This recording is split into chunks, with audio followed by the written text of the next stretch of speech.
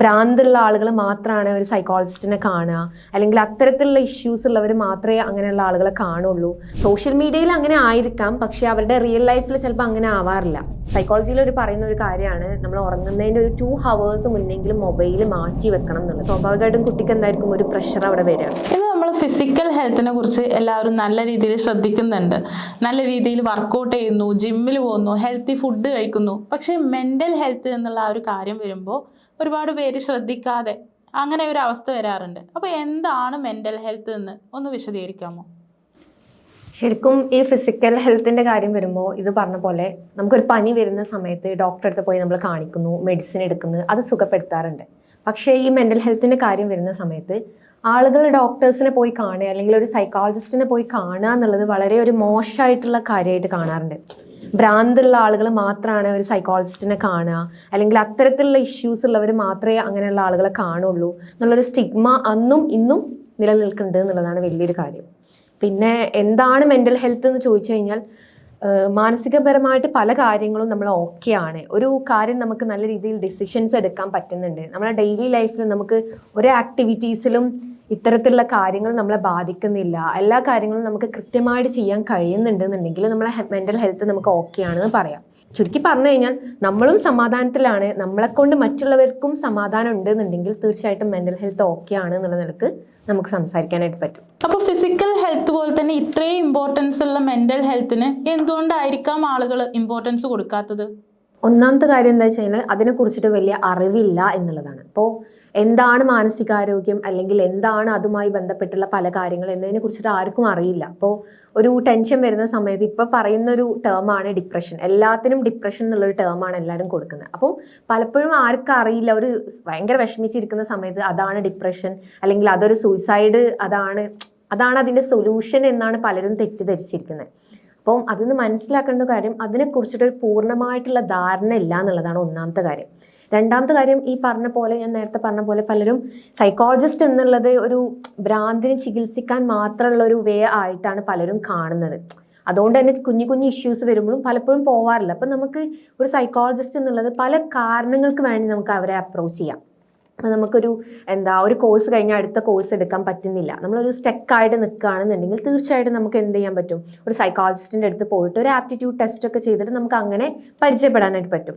പക്ഷേ പലപ്പോഴും ആളുകൾ എന്താ ചെയ്യുക, ഭയങ്കര കൺഫ്യൂസ്ഡ് ആയിട്ട് നിൽക്കും. എന്നിട്ട് എന്താണ് ഒരു തീരുമാനം എടുക്കാൻ പലപ്പോഴും കഴിയാറില്ല. അപ്പോൾ ഭയങ്കര ടെൻഷൻ അടിക്കും, എന്നിട്ട് പല സ്ട്രീമിലും എത്തിപ്പെടും. അങ്ങനെയാണ് ഉണ്ടാവാറുള്ളത്. പക്ഷേ ആ ഒരു കേസ് നമുക്ക് എന്ത് ചെയ്യാം, ഈ ഒരു സൈക്കോളജിസ്റ്റിൻ്റെ അടുത്ത് പോയിട്ട് പരിഹരിക്കാം എന്നുള്ളതാണ്. പിന്നെയുള്ളൊരു കാര്യം എന്താ വെച്ചാൽ അത് കാണാൻ കഴിയില്ല എന്നുള്ളതാണ്. ഇപ്പോൾ ഫിസിക്കൽ ഒരു ഇഷ്യൂ വരുന്ന സമയത്ത്, ഒരു പനി വരുന്ന സമയത്ത് നമുക്ക് കാണാനായിട്ട് പറ്റും. പക്ഷെ നമുക്കൊരു ടെൻഷൻ വരുന്ന സമയത്ത് അത് നമ്മുടെ ഫേസിൽ പ്രകടമാവുമെങ്കിലും എന്താണ് അവർ അനുഭവിച്ചുകൊണ്ടിരിക്കുന്ന പ്രശ്നം എന്നുള്ളത് അത്രത്തോളം ലെവലിൽ നമുക്ക് കാണാനായിട്ട് പറ്റിക്കോണമെന്നില്ല. സോ സ്വാഭാവികമായിട്ടും ഫിസിക്കൽ ഹെൽത്തിൻ്റെ അത്രയും ഇമ്പോർട്ടൻസ് ഇവിടെ കൊടുക്കാതെ പോകുന്നത് ഈ കാരണങ്ങൾ കൊണ്ടൊക്കെയാണ് എന്നുള്ളതാണ്. പക്ഷെ ഏറ്റവും നല്ലതെന്ന് പറഞ്ഞാൽ എല്ലാവരും ഇപ്പോൾ തുറന്ന് സംസാരിക്കാൻ തുടങ്ങി എന്നുള്ളതാണ്. അതെ, മാക്സിമം ആളുകൾ ഇപ്പോൾ തുറന്ന് സംസാരിക്കാനായിട്ട് തുടങ്ങിയിട്ടുണ്ട്. എന്നാലും ചില ആളുകൾ, അതായത് ഇപ്പോൾ ഈ പറയപ്പെടുന്ന സ്റ്റിഗ്മ നിലനിൽക്കുന്നതിനെ കൊണ്ട് തന്നെ ചില ഫാമിലീസിൽ ചില ഇഷ്യൂസുകൾ വരുന്ന സമയത്ത് സൈക്കോളജിസ്റ്റിൻ്റെ അടുത്ത് പോവണ്ട, അങ്ങനെ പോയി കഴിഞ്ഞാൽ അല്ലെങ്കിൽ അത് പറയുന്നത് ഭയങ്കര മോശമായിട്ടാണ് പലപ്പോഴും ഉണ്ടാവാറുള്ളത്. അതായത് ഒരു സൈക്കോളജിസ്റ്റിൻ്റെ അടുത്ത് പോകുക എന്നുള്ളത് എന്തോ ഭയങ്കര പ്രശ്നമായിട്ടാണ് പലപ്പോഴും കരുതാറുള്ളത്. സോ അതുകൊണ്ടൊക്കെ തന്നെയാണ് ഇങ്ങനെ സംഭവിക്കുന്നത് എന്നുള്ളത് നമുക്ക് പറയാനായിട്ട് പറ്റും. ഇന്നത്തെ ഒരു ജനറേഷനിൽ കുട്ടികൾ മുതൽ മുതിർന്നവർ വരെ അവർക്ക് ഓരോ കാര്യത്തിനും ഓരോ സ്ട്രെസ്സാണ്. അപ്പോൾ ഇതിന് പിന്നിൽ വലിയൊരു കാരണം ഉണ്ടായിരിക്കുമല്ലോ? അതെ, ഇപ്പോൾ ഒരുപാട് കാരണങ്ങളുണ്ട് ഇതിന് പിന്നിൽ. നമുക്ക് ചില കാരണങ്ങൾ ഞാൻ പറഞ്ഞുതരാം. മെയിനായിട്ടും ഇപ്പോൾ കുട്ടികളുടെ കേസിൽ എടുത്ത് നോക്കുകയാണെന്നുണ്ടെങ്കിൽ പഠനത്തിൻ്റെ കാര്യത്തിലേക്ക് വരുമ്പോൾ കുട്ടികൾ മുന്നിലാവാൻ വേണ്ടിയിട്ടാണ് നോക്കിക്കൊണ്ടിരിക്കുക. ഇപ്പം മറ്റൊരു കുട്ടി, ഇപ്പോൾ പ്രത്യേകിച്ച് അമ്മമാർ പറയും, അവനെ കണ്ടു പഠിക്കുക, ഇവനെ കണ്ടു പഠിക്കുക എന്നുള്ള നിലക്ക് പറയും. അപ്പോൾ സ്വാഭാവികമായിട്ടും കുട്ടിയെ സംബന്ധിച്ചിടത്തോളം അവനെ പോലെ ആവണം എന്നുള്ള ഒരു വാശി അല്ലെങ്കിൽ ഒരു നിർബന്ധ അവസ്ഥ അവിടെ വരികയാണ്. സ്വാഭാവികമായിട്ടും കുട്ടിക്ക് എന്തായിരിക്കും, ഒരു പ്രഷർ അവിടെ വരികയാണ്. അപ്പോൾ ആ കുട്ടി പഠിക്കാൻ കഴിയാത്തൊരു കുട്ടിയാണെന്ന് വിചാരിക്കുക. അപ്പോൾ പഠനത്തിൽ കുറച്ച് പിന്നോക്കമുള്ള ഒരു കുട്ടിയാണെന്നുണ്ടെങ്കിൽ ആ കുട്ടിയുടെ എഫേർട്ട് മൊത്തം എടുത്ത് ആ കുട്ടി പഠിക്കുന്നു. പക്ഷേ അറ്റ് ദ സെയിം ടൈം ആ കുട്ടിക്ക് ഫീൽ ചെയ്യുന്ന ഒരു പ്രഷർ ഉണ്ട് അവിടെ. അത് സ്ട്രെസ്സിലേക്ക് നയിക്കാം. ഒന്നാമത്തെ കാര്യം അതാണ്. പിന്നെ ഉള്ളത് ഇപ്പോൾ ഈ പറയപ്പെടുന്ന സോഷ്യൽ മീഡിയയിലുള്ള താരതമ്യങ്ങൾ. ഇപ്പോൾ നമ്മൾ കാണും സോഷ്യൽ മീഡിയയിൽ നമ്മൾ ചിലപ്പം ഒരു ഫാമിലിൻ്റെ ഫേസ് വേറെ രീതിയിലായിരിക്കാം കാണുന്നുണ്ടാവുക, പക്ഷെ ശരിക്കും യഥാർത്ഥത്തിൽ അങ്ങനെ ആവില്ല. അപ്പോൾ അവരെ പോലെ ആവണം എന്നുള്ളൊരു രീതിയും നമുക്ക് ഈ പറയപ്പെടുന്ന സ്ട്രെസ്സിലേക്ക് വരാറുണ്ട്. കാരണം അവരെ പോലെ ഒരു ലൈഫ് നമുക്ക് കിട്ടുന്നില്ല. അതുപോലെ തന്നെ ഇപ്പോൾ കുട്ടികൾക്കിടയിൽ നടക്കുന്നതാണ്, അവർ ഭയങ്കര വലിയ ഫെയിം ആണല്ലോ, അല്ലെങ്കിൽ ഭയങ്കര നല്ല ഫാമിലിയാണ്, ഓരോ പാരൻസ് നല്ല സപ്പോർട്ടാണ്. ചിലപ്പം സോഷ്യൽ മീഡിയയിൽ അങ്ങനെ ആയിരിക്കാം, പക്ഷെ അവരുടെ റിയൽ ലൈഫിൽ ചിലപ്പോൾ അങ്ങനെ ആവാറില്ല. അത് ഈ കുട്ടികളെ സംബന്ധിച്ചിടത്തോളം ഒരു സ്ട്രെസ്സിലേക്ക് വരാറുണ്ട് എന്നുള്ളതാണ്. പിന്നുള്ളൊരു കേസ് പറയുമ്പോൾ മുതിർന്നവരിലേക്ക് വരികയാണെന്നുണ്ടെങ്കിൽ കുറച്ചുകൂടി വർക്ക് ലൈഫ് ബാലൻസ് ഇവർക്ക് ഭയങ്കര സ്ട്രെസ്ഫുൾ ആക്കാറുണ്ട്. അപ്പോൾ വർക്കിൽ നമുക്ക് പ്രഷർ വരുന്നുണ്ട്, അതേ വർക്ക് വീട്ടിലും വന്നിട്ടും ചെയ്യണം, അവരുടെ മെസ്സേജസും മെയിലുകളും വീട്ടിൽ നിന്നും നമ്മൾ അറ്റൻഡ് ചെയ്യണം എന്ന് പറയുന്ന സമയത്ത് അവർക്ക് ഒരു ഫ്രീ ടൈം കിട്ടാതെ വരുന്ന സമയത്ത് ഉണ്ടാകുന്ന സ്ട്രെസ്സും ഉണ്ടാവാറുണ്ട്. പിന്നെ ഈ മാരേജ് ലൈഫിലേക്ക് വരുന്ന സമയത്ത് അവിടെയും സ്ട്രെസ്ഫുൾ ആയിട്ടുള്ള ലൈഫുകൾ ക്രിയേറ്റ് ചെയ്യുന്ന എത്രയോ ഫാമിലീസുകളുണ്ട്. അതായത് അവർ ഭയങ്കര ഓട്ടോമാറ്റിക്കലി ക്രിയേറ്റ് ആയി പോകുന്നതാണ്, പക്ഷെ അവർ വിചാരിച്ചിട്ട് ഉണ്ടാവുന്ന സംഭവമല്ല. പക്ഷെ ഇങ്ങനെ ഇപ്പോൾ വർക്ക് ലൈഫിൽ തന്നെ എടുക്കുകയാണെന്നുണ്ടെങ്കിൽ വർക്കിൻ്റെ കാര്യങ്ങൾ വീട്ടിലേക്ക് കൊണ്ടുവരുന്ന സമയത്ത് പാർട്ട്നേഴ്സ് തമ്മിലുള്ള അടി, അങ്ങനെയൊക്കെ എന്താണ് സ്ട്രെസ്സിലേക്ക് കൂടുതൽ നയിക്കാറുണ്ട് എന്നുള്ളതാണ്. പിന്നെ ഇപ്പോഴത്തെ ഒരു ലൈഫ് സ്റ്റൈലാണ് ഫാസ്റ്റ് ഫുഡും അതുപോലെ തന്നെ നമ്മളെ ഈ പറയുന്ന ഉറക്കമില്ലായ്മ എന്ന് പറയും. ഫുൾ ടൈം മൊബൈലിൽ നോക്കിയിരിക്കുക. അപ്പം നമ്മൾക്ക് തന്നെ കാണാനായിട്ട് പറ്റും ഇന്നത്തെ ആളുകളിൽ ഉറങ്ങുന്നതിൻ്റെ തൊട്ട് മുന്നേ വരെ മൊബൈൽ യൂസ് ചെയ്തിട്ടായിരിക്കും കിടക്കുന്നുണ്ടാവുക. അങ്ങനത്തെ ഒരാൾക്ക് നല്ല രീതിയിൽ ഉറങ്ങാനായിട്ട് പറ്റില്ല. അപ്പോൾ ഭയങ്കര ക്ഷീണിച്ച് കിടന്നുറങ്ങുന്ന കേസല്ല ഈ പറയുന്നത്. നമ്മളിപ്പോൾ സൈക്കോളജിയിൽ പറയുന്ന ഒരു കാര്യമാണ്, നമ്മൾ ഉറങ്ങുന്നതിൻ്റെ ഒരു 2 hours മുന്നെങ്കിലും മൊബൈൽ മാറ്റി വെക്കണം എന്നുള്ളത്. അത് നമുക്ക് നല്ലൊരു ഉറക്കം കിട്ടാനും ഈ ഒരു സ്ട്രെസ്ഫുൾ ആയിട്ടുള്ള ലൈഫുകളെ പിന്നോക്കാക്കാന്ന് പറയില്ല, ആ ഒരു കേസ് ഉണ്ടാവാനും വേണ്ടിയിട്ടാണ് അങ്ങനെ ചെയ്യുന്നത്. അപ്പോൾ നമ്മൾ ഈ ഉറങ്ങുന്നത് കറക്റ്റ് അല്ല. ഇപ്പോൾ 8 hours ഒരാളെ സംബന്ധിച്ചിടത്തോളം 8 hours കിട്ടിക്കഴിഞ്ഞാലാണ് നല്ലൊരു ലൈഫ് മുന്നോട്ട് കൊണ്ടുപോകാനായിട്ട് പറ്റുള്ളൂ. അതല്ലാത്ത പക്ഷം പ്രശ്നങ്ങൾ ഇങ്ങനെ ഉണ്ടായിക്കൊണ്ടിരിക്കും എന്നുള്ളതാണ് മെയിൻ ആയിട്ടുള്ളൊരു കാര്യം. ഇപ്പോൾ മിസ് മൊബൈൽ ഫോണിൻ്റെ കാര്യം പറഞ്ഞു. അപ്പോൾ ഇന്നത്തെ കാലത്ത് കുട്ടികൾ എല്ലാവരും മൊബൈൽ അഡിക്ഷൻ ഉള്ളവരാണ്. ഈവൻ നമ്മുടെ വീട്ടിലെ എല്ലാ മക്കൾക്കും ഫോൺ നല്ല രീതിയിൽ യൂസ് ചെയ്യാൻ കഴിയും. അപ്പോൾ ഇങ്ങനെയുള്ള ഈ ഒരു മൊബൈൽ അഡിക്ഷൻ അത് അവരെ എങ്ങനെ ബാധിക്കുന്നുണ്ടാവും? ഇപ്പം മെയിനായിട്ടും പറയുകയാണെങ്കിൽ ഈ പറയുന്ന കേസിൽ നമുക്ക് മൊബൈൽ അഡിക്ഷൻ എന്ന് പറഞ്ഞാൽ പാരൻറ്റിങ്ങിൽ നിന്നാണ് ഞാൻ മെയിനായിട്ടും പറയാം. അപ്പോൾ പാരൻസിനെ എടുത്ത് നോക്കുകയാണെന്നുണ്ടെങ്കിൽ കുട്ടികൾക്ക് ഭക്ഷണം കൊടുക്കാൻ ആദ്യം കൊടുക്കും മൊബൈൽ. നീ കഴിച്ചോ, എന്നാലും മൊബൈൽ കണ്ടാലും വേണ്ടില്ല, ഭക്ഷണം കഴിച്ചോ എന്നുള്ളൊരു പ്രവണതയാണ് അവിടെ ഉണ്ടാവുക. സ്വാഭാവികമായിട്ടും കുട്ടികൾ എന്തായിരിക്കും, പിന്നെ പാരൻസിന് ഫ്രീ ടൈം കിട്ടാൻ വേണ്ടിയിട്ട് കയ്യിൽ മൊബൈൽ കൊടുക്കും. പിന്നെ പാരൻസ് ഒരു ജോലിയിൽ ചെയ്തുകൊണ്ടിരിക്കുകയാണെങ്കിൽ നീ പോയി മൊബൈൽ കളിക്ക്, ഞങ്ങളിത് ചെയ്യട്ടെ എന്നുള്ള നിലക്ക് പറയാറുണ്ട്. ഇതൊക്കെ പാരൻറ്റിങ്ങിൽ നിന്നാണ് ഫസ്റ്റ് സ്റ്റാർട്ട് ചെയ്യുന്നത് നമുക്ക് വേണമെങ്കിൽ പറയാം.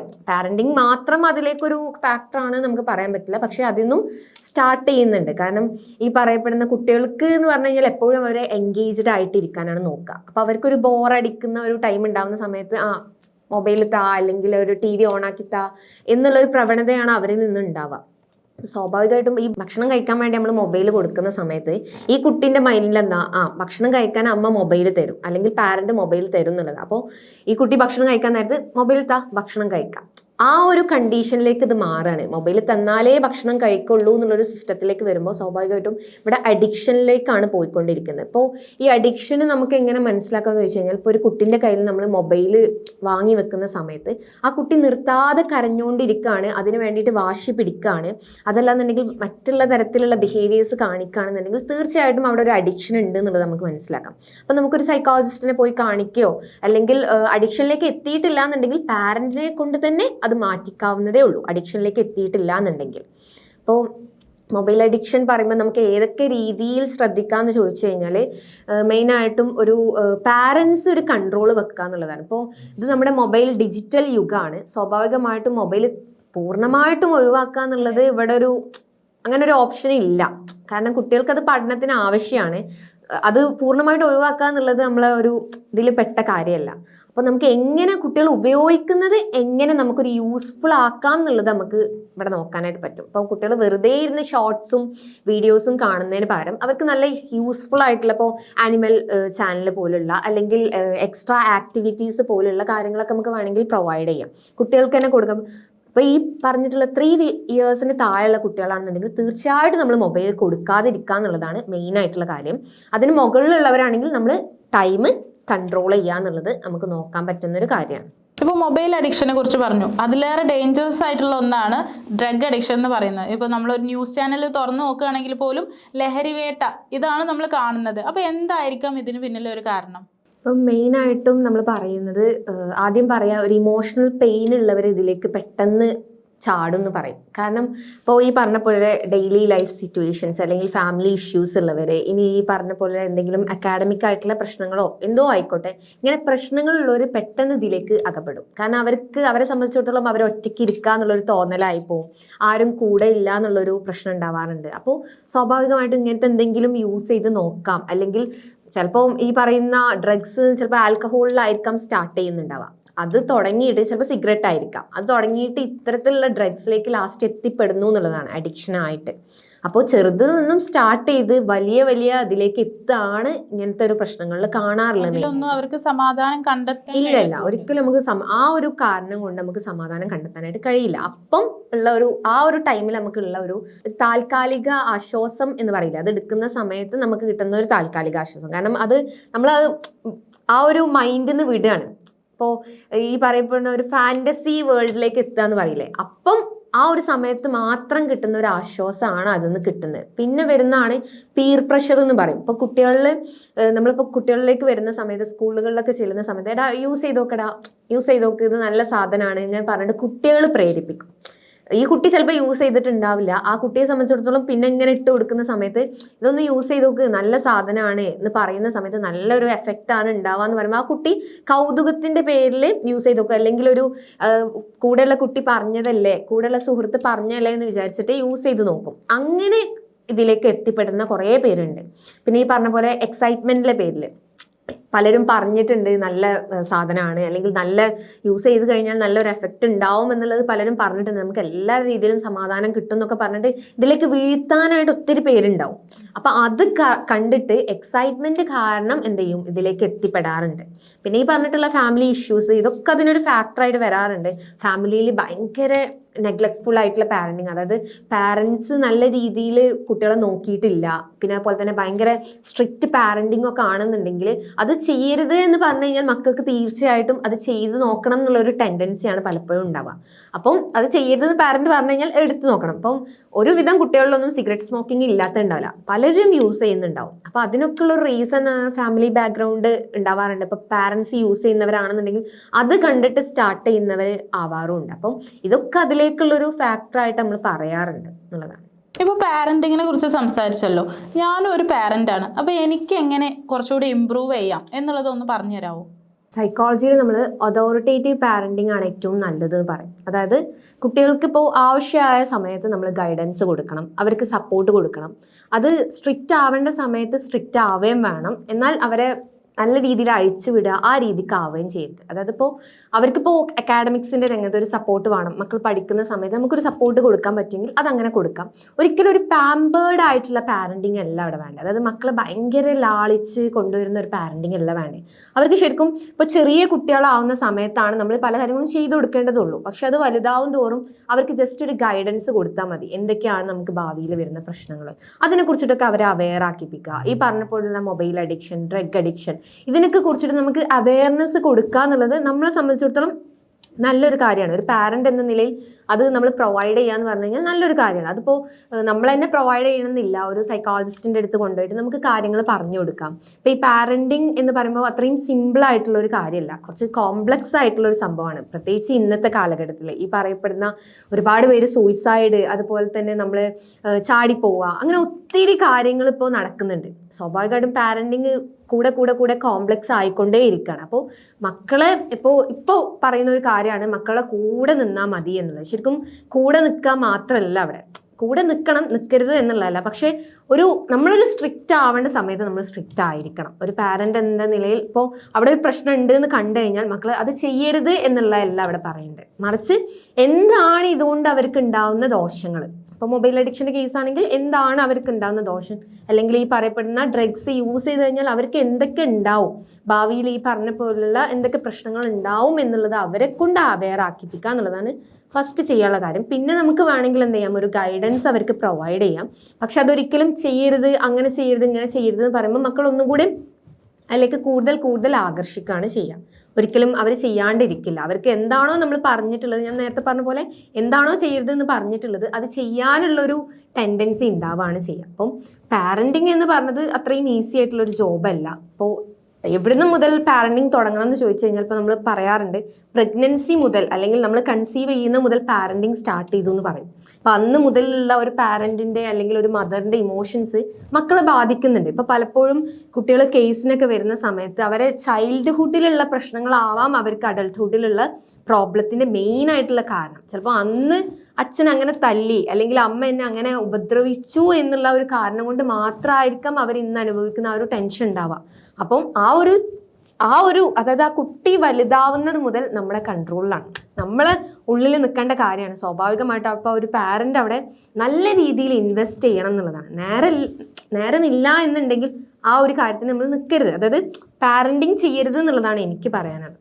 അപ്പോൾ ഈ പാരൻറ്റിങ്ങിനെ കുറിച്ച് പറഞ്ഞപ്പോഴാണ് നമ്മളെ കോഴ്സിൽ ഈ കാര്യങ്ങളൊക്കെ ഡിസ്കസ് ചെയ്യുന്നുണ്ട്. അതായത് എങ്ങനെ ഒരു നല്ല പാരൻ്റ് ആവാം, ഈ പറയുന്ന മൊബൈൽ അഡിക്ഷൻ എങ്ങനെ മാറ്റാം, അതുപോലെ തന്നെ ചൈൽഡ് കേസുകളെ എങ്ങനെ നമുക്ക് എടുക്കാം. അപ്പോൾ ഒരു സൈക്കോളജിയിൽ വരുമ്പോൾ നമുക്കറിയാം കേസുകൾ എടുക്കുക എന്നുള്ളത്. അപ്പോൾ എങ്ങനെ ഒരു കേസ് എടുക്കാം, അതെങ്ങനെ ഡയഗ്നോസ് ചെയ്യാം, അത്തരത്തിലുള്ള ഒരുപാട് കാര്യങ്ങൾ നമ്മളെ കോഴ്സിൽ വരുന്നുണ്ട്. ഇപ്പോൾ നമ്മൾ മൊബൈൽ അഡിക്ഷനെ കുറിച്ചും ഡ്രഗ് അഡിക്ഷനെ കുറിച്ചൊക്കെ സംസാരിച്ചു. നമുക്കൊരു കൗൺസിലിംഗ് വേണമെന്ന് നമുക്ക് തോന്നുകയാണ്. പക്ഷേ എപ്പോഴാണ് നിർബന്ധമായിട്ടും ഒരു കൗൺസിലിംഗ് വേണമെന്ന് നമ്മൾ നോക്കേണ്ടത്? കൗൺസിലിംഗ് എപ്പോഴാണ് വേണ്ടതെന്ന് ചോദിച്ചു കഴിഞ്ഞാൽ ഇപ്പോൾ നമ്മുടെ ഡെയിലി ലൈഫിനെ അത് ബാധിക്കുന്നു എന്ന് കാണുമ്പോൾ ഒന്നാമത്തെ കാര്യം, അതായത് ഇപ്പോൾ ഈ പറഞ്ഞിട്ടുള്ള ഭയങ്കര വിഷമിച്ചിരിക്കുകയാണ്, അത് നമുക്കൊന്നും ചെയ്യാൻ കഴിയുന്നില്ല, നമ്മുടെ ആക്ടിവിറ്റീസുകളൊന്നും ചെയ്യാൻ കഴിയുന്നില്ല, നമ്മൾ ഇപ്പോൾ പഠിച്ചുകൊണ്ടിരിക്കുന്ന ഒരു കുട്ടിയാണെങ്കിൽ പഠിക്കാൻ കഴിയുന്നില്ല, പഠനത്തിൽ കോൺസെൻട്രേറ്റ് ചെയ്യാൻ കഴിയുന്നില്ല എന്നുണ്ടെങ്കിൽ തീർച്ചയായിട്ടും നമ്മളൊരു കൗൺസിലറെ പോയി കാണണം. അതായത് ഈ പറയുന്ന ആക്റ്റീവ് ആയിട്ടുള്ള ഒരു കുട്ടി പെട്ടെന്ന് ഡൗൺ ആവുകയാണെന്നുണ്ടെങ്കിൽ തീർച്ചയായിട്ടും കാണും. അതായത് മെയിനായിട്ട് പറയാം ഈ പറഞ്ഞിട്ടുള്ള നമുക്ക് വിഷമം വന്നു എന്നുള്ളത്, അല്ലെങ്കിൽ ഇപ്പോൾ നമുക്ക് ഒരാൾ മരണപ്പെട്ടു, നമ്മുടെ അത്രയും അടുത്ത ഒരാൾ മരണപ്പെട്ടു, ഈ മരണപ്പെട്ടിട്ടുള്ള ഈ ഒരു സംഭവം ആ കുട്ടീൻ്റെ ഡെയിലി ലൈഫിനെ ബാധിക്കുകയാണ്, അവരുടെ ആക്ടിവിറ്റീസിനെ ബാധിക്കുക. അവർ അത്രയും കാലം വളരെ ആസ്വദിച്ച് ചെയ്തുകൊണ്ടിരുന്ന പല കാര്യങ്ങളും അവർക്ക് ചെയ്യാതാവാൻ പറ്റുകയാണെന്നുണ്ടെങ്കിൽ തീർച്ചയായിട്ടും ഒരു കൗൺസിലറെ എത്രയും പെട്ടെന്ന് കാണുക എന്നുള്ളതാണ് പറയാനുള്ളത്. പിന്നെ രണ്ടാമത്തെ കാര്യമാണ് ഉറക്കമില്ലായ്മ. ചിലർക്ക് നല്ല രീതിയിൽ ഉറങ്ങും, ഈ പറഞ്ഞിട്ടുള്ളപ്പോൾ പോലെ തന്നെ നമ്മൾ മരണം സംഭവിക്കുകയാണെന്നുണ്ടെങ്കിൽ ചില ആളുകൾ നന്നായിട്ട് കിടന്നുറങ്ങും, എന്നാൽ ചില ആളുകൾ നേരെ തിരിച്ചായിരിക്കും, ഉറക്കം നഷ്ടപ്പെടും. അപ്പം ഈ പറയുന്ന ഉറക്കത്തിനെയും നമ്മളെ ഈ ഒരു ഡെയിലി ലൈഫിനെയും ബാധിക്കുകയാണെന്നുണ്ടെങ്കിൽ തീർച്ചയായിട്ടും നമ്മളൊരു സൈക്കോളജിസ്റ്റിനെ കാണാനുള്ള സമയമായി എന്നുള്ളതാണ് അതിൻ്റെ അർത്ഥം. അപ്പോൾ ഇങ്ങനെയുള്ള പ്രശ്നങ്ങൾക്കൊക്കെ എനിക്ക് ജസ്റ്റ് കൗൺസിലിംഗ് മാത്രം മതി, മരുന്നിൻ്റെ ഒന്നും ആവശ്യമില്ല? അങ്ങനെയല്ല. ഇപ്പോൾ കൗൺസിലിംഗ് എന്ന് പറയുമ്പോൾ നമ്മളിപ്പോൾ ഈ പറയപ്പെടുന്ന എക്സാം ഇഷ്യൂസോ അല്ലെങ്കിൽ അക്കാഡമിക് രംഗത്തുള്ള പ്രശ്നങ്ങളോ ഫാമിലി ഇഷ്യൂസ് ഒക്കെ വരുമ്പോൾ നമുക്ക് കൗൺസിലിംഗ് കൊണ്ട് തന്നെ പല പ്രശ്നങ്ങളും സോൾവ് ആവാറുണ്ട്. പക്ഷെ ചില കേസസിൽ ഈ പറയപ്പെടുന്ന ക്ലിനിക്കൽ ഡിപ്രഷനാണ്, സ്കിസോഫ്രീനിയ പോലുള്ള നമ്മൾ ഈ പറയുന്ന ഭ്രാന്ത്, അതാണ് സ്കിസോഫ്രീനിയ എന്നുള്ളതിൽ വരുന്നതാണ്. ഇപ്പോൾ അതൊക്കെ ആണെന്നുണ്ടെങ്കിൽ തീർച്ചയായിട്ടും നമുക്ക് മെഡിക്കേഷൻസും അവിടെ വേണം. കാരണം മെഡിസിൻസും തെറാപ്പിയും അതുപോലെ തന്നെ കൗൺസിലിങ്ങും ഒരുമിച്ച് കൊണ്ടുപോയാൽ മാത്രമേ ആ ഒരു കേസിൽ നമുക്ക് സുഖപ്പെടുത്താനായിട്ട് പറ്റുള്ളൂ. അതായത് മെഡിക്കേഷൻസ് ആ ഒരു കേസിൽ നിർബന്ധമാണ് എന്നുള്ളതാണ്. അപ്പോൾ ഇങ്ങനത്തെ കുഞ്ഞിയ കേസ്, അതായത് നമുക്ക് ഡീൽ ചെയ്യാൻ പറ്റിയിട്ടുള്ള കേസാണ്, അതായത് ഡെയിലി ലൈഫിലുള്ള പ്രശ്നങ്ങളാണ്, ഈ പറയപ്പെടുന്ന ഫാമിലിയിലുള്ള ഇഷ്യൂസുകളാണ് കാരണം എന്നൊക്കെ ഉണ്ടെന്നെങ്കിൽ തീർച്ചയായിട്ടും ഒരു കൗൺസിലിംഗ് മാത്രം മതിയാവും. എന്നാൽ ഈ പറയുന്ന വലിയ വലിയ കേസസുകളാണെന്നുണ്ടെങ്കിൽ തീർച്ചയായിട്ടും അവിടെ ഒരു തെറാപ്പിയും മെഡിക്കേഷൻസും നിർബന്ധമാണ്. അപ്പോൾ ഫിസിക്കൽ ഹെൽത്തിന് എത്രത്തോളം ഇമ്പോർട്ടൻസ് ഉണ്ടോ അതുപോലെ തന്നെയാണ് മെൻ്റൽ ഹെൽത്തിനും എന്ന് നമുക്ക് മനസ്സിലാക്കാൻ കഴിയും.